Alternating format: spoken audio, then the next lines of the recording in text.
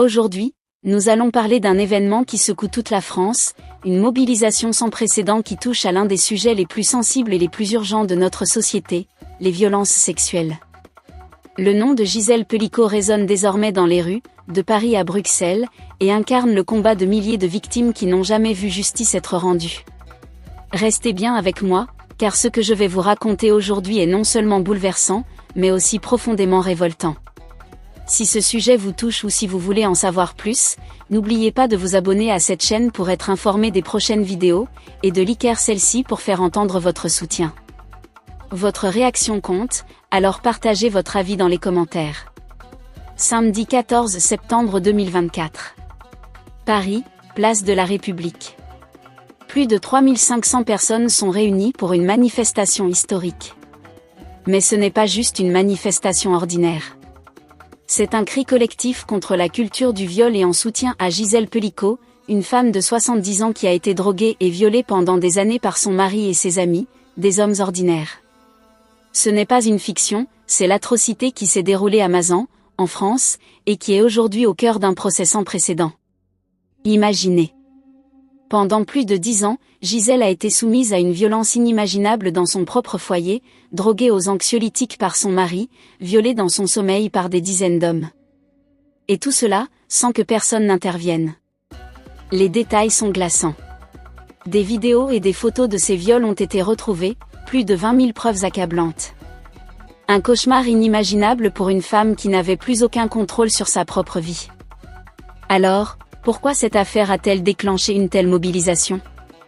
Pourquoi des milliers de personnes, femmes et hommes, jeunes et moins jeunes, se sont-elles réunies dans les rues ce jour-là? Cette affaire incarne tout ce que les féministes et les militants dénoncent depuis des années, la banalisation des violences faites aux femmes, le patriarcat qui protège les agresseurs, et le silence complice de notre société. Il ne s'agit pas ici d'un cas isolé, mais de la mise en lumière d'une réalité que trop de femmes vivent quotidiennement dans l'ombre.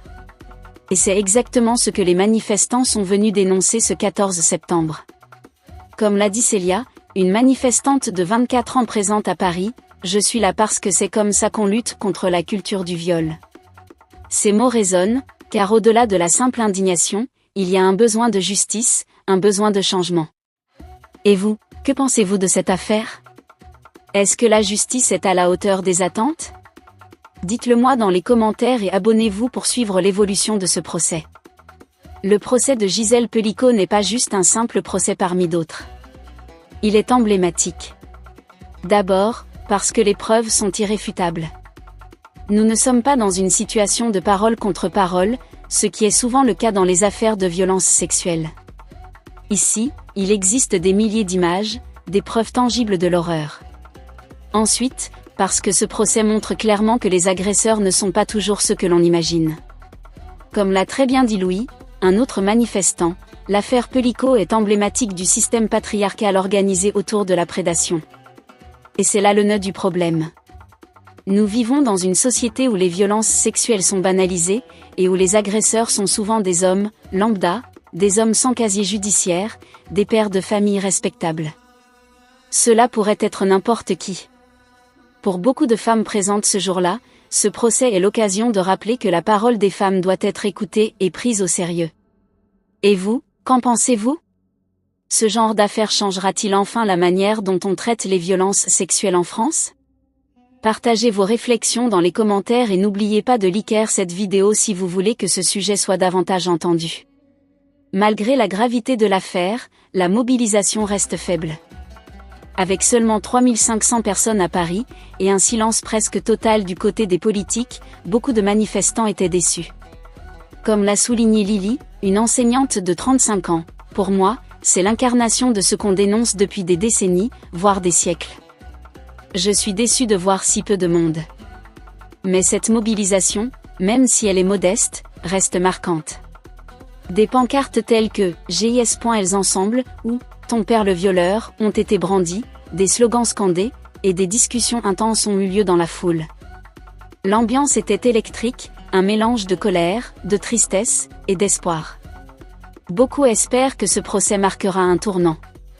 Comme le dit Sarah, une autre manifestante, l'espace public appartient plus aux hommes qu'aux femmes, en réalité. Les femmes n'y sont pas en sécurité. Je trouve ça donc bien de s'approprier la rue aujourd'hui. Le point central de cette mobilisation reste la nécessité de changer la loi. La notion de consentement doit être inscrite clairement dans le code pénal. Trop souvent, les violences sexuelles sont excusées ou minimisées, et il est temps que cela change. Désormais, le gouvernement n'a plus le choix sur le fait d'inscrire le consentement dans la loi, espère Célia.